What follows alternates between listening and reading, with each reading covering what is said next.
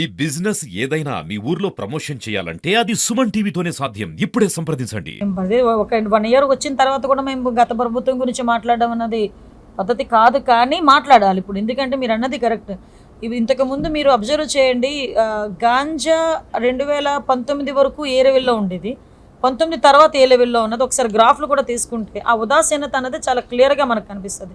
At the same time ఈ ఉగ్ర కదలికల మీద ఇంత నిఘా వర్గాలు పనిచేసినప్పటికీ కూడా చాలా unfortunate thing is and at the same time surprise thing is, ఎక్కడో ఒక దగ్గర మనకి కనిపించాల్సిన ఈ ఉగ్రవాదుల తాలూకా కదలికలు మన సరౌండింగ్లోనే కనిపించడం అన్నది అట్ ద సేమ్ మనకు అందులో ఇంకా one of the weakest part is మన ఇంటెలిజెన్స్ వర్గాలు కరెక్ట్గా పనిచేసి వాళ్ళని ఇన్ టైంలో పట్టుకొని మనల్ని ఒక సేఫ్ గార్డ్లోకి తీసుకురావడం అనేది ఒక మంచి పాయింట్ కింద మనం కూడా తీసుకోవాలి.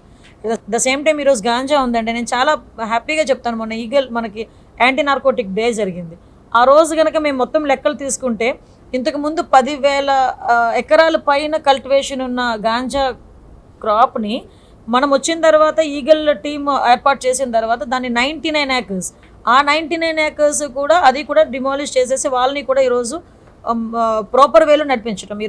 ఈరోజు మీరు అబ్జర్వ్ చేసుకుంటే, అంటే నేను డిపార్ట్మెంట్ స్టేట్లు నేను డివైడ్ చేసి మాట్లాడడం కాదు, కానీ మనకి ఒరిస్సా సైడ్ నుంచి అటు నుంచి తమిళనాడు ఎక్కువగా మనకి ట్రాన్స్పోర్ట్ అయ్యే పరిస్థితి. మీరు అబ్జర్వ్ చేసుకుంటే ఆంధ్రాలోకి ఎంటర్ అయిన తర్వాత మ్యాక్సిమం ఐదర్ విజయనగరం లేకపోతే అనకాపల్లి, వైజాగ్ ఈ ఏరియాస్లో చాలా ఎక్కువగా హ్యూజ్గా మనం పట్టుకుంటున్నాం.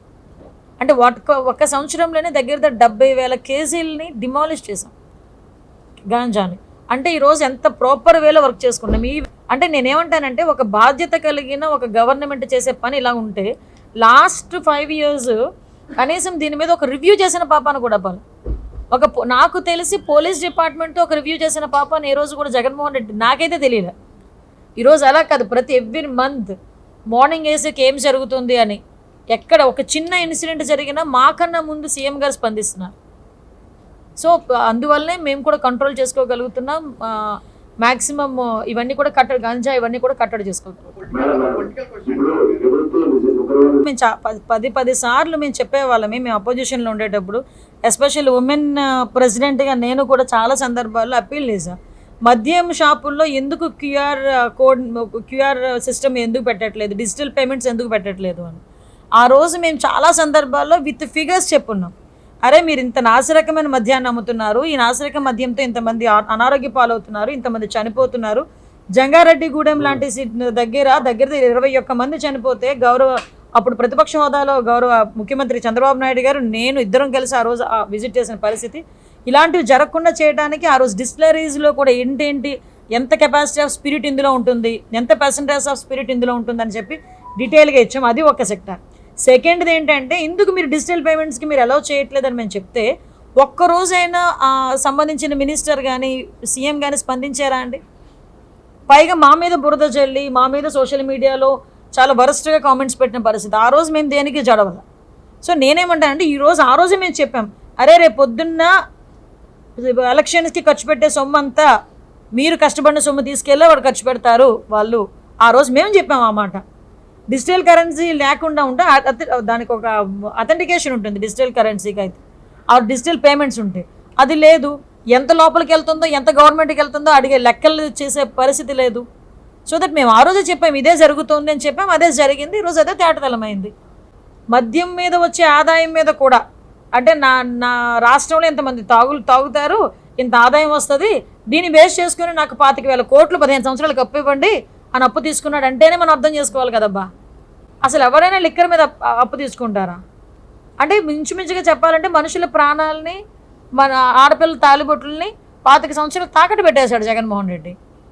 ఇప్పుడు అసలు ఎన్ని రకాలుగా దగాకోరంటే, ఇంట్లో అమ్మను మోసం చేసిన పెద్ద దగాకోరు, చెల్లిని మోసం చేసిన పెద్ద దగాకోరు, కార్యకర్తలు మోసం చేసిన పెద్ద దగాకోరు, సొంత బాబాయిని హత్య చేసి ఆ చెల్లిని మోసం చేసిన పెద్ద దగాకోరు.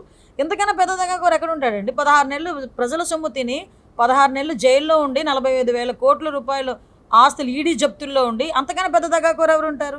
ఇంత దగాకోరుని ఆయన పక్కన కూర్చోబెట్టుకుని ఆయన నాయకత్వంలో ఈయన పనిచేస్తూ చంద్రబాబు నాయుడు గారిని మాట్లాడుతున్నారంటే ఒకసారి ఆయన రీథింక్ చేసుకోవాలి. ఈయన సంవత్సరం ముందు బెట్టింగ్లోని చనిపోయిన అతనికి విగ్రహం కడితే సంవత్సరం తర్వాత ఆ ఇంటికి వెళ్ళి విగ్రహం ఆవిష్కరణ చేసి ఆ ఇంటి కుటుంబాన్ని పరామర్శిస్తాడు.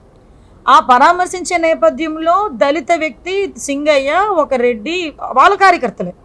ఒక కార్యకర్త, మా కార్యకర్త ఏంటంటే అంబులెన్స్ అతను ఇన్ టైంలో హాస్పిటల్కి వెళ్ళలేక ఒక్కతను చనిపోయాడు.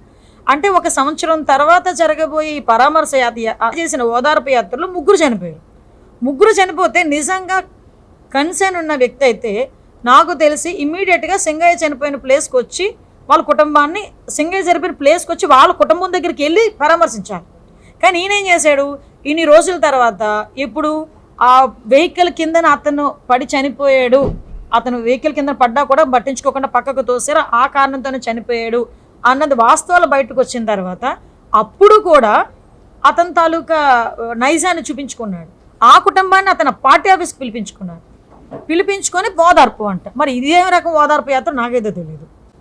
అంటే వర్క్ ఫ్రమ్ హోమ్ లాగా ఏదో ఓదార్పు ఫ్రమ్ హోమా ఏదో సంథింగ్ ఏదో చెప్పుకోవాలి దీన్ని కూడా. Z+ సెక్యూరిటీ మేము ఇస్తున్నామని చెప్పి పదే మా డీజీపీ గారి దగ్గర నుంచి నేను, మా డీజీపీ గారు, మా ఎస్పీ గారు అందరం చెప్తుంటే ఆయన ఇవ్వలేదంటే ఆయన ఏ టైప్ ఆఫ్ సెక్యూరిటీ కోరుకుంటున్నాడో నాకైతే అర్థం కావట్లా. Z+ సెక్యూరిటీ ఆయన ఎందుకు ఇస్తున్నామో కూడా మళ్ళీ చెప్తున్నాం. కేవలం అతని ప్రతిపక్ష పార్టీ నాయకుడి కింద మేము ఇవ్వట్లే, ఆయనకి ప్రతిపక్ష హోదా లేదు, కేవలం ఎక్స్ సీఎం కాబట్టి మేము అది ఇస్తున్నాం. ఆయన ఇస్తున్నాము, మేము ఇవ్వాల్సిన బుల్లెట్ ప్రూఫ్ వెహికల్ మేము ఇస్తాము, Z+ సెక్యూరిటీ మేము ఇస్తున్నాము, అన్నీ చేస్తున్నాం మేము. కానీ ఆయన ఎందుకు ఆయనకి మరి ఆయన ఏ టైప్ ఆఫ్ సెక్యూరిటీ కోరుకుంటున్నాడో నాకైతే అర్థం కావట్లేదు. ఆయన కోరుకునే సెక్యూరిటీ అయితే మేము ఇవ్వలేం. నాకు ఇప్పటికీ అర్థం కాదు ఏంటంటే రీకాల్ అంటున్నారు వైఎస్ఆర్సీపీ వాళ్ళు. ఇది ప్రజలు ఇచ్చిన మ్యాండేట్, ప్రజలు ఇచ్చిందే కదా, మరి దీనికి రీకాల్ ఏంటి? అది అసలు ఆ పదం ఉపయోగించినోడికైనా పనిచేస్తుందో లేదో తెలియట్లే నాకు.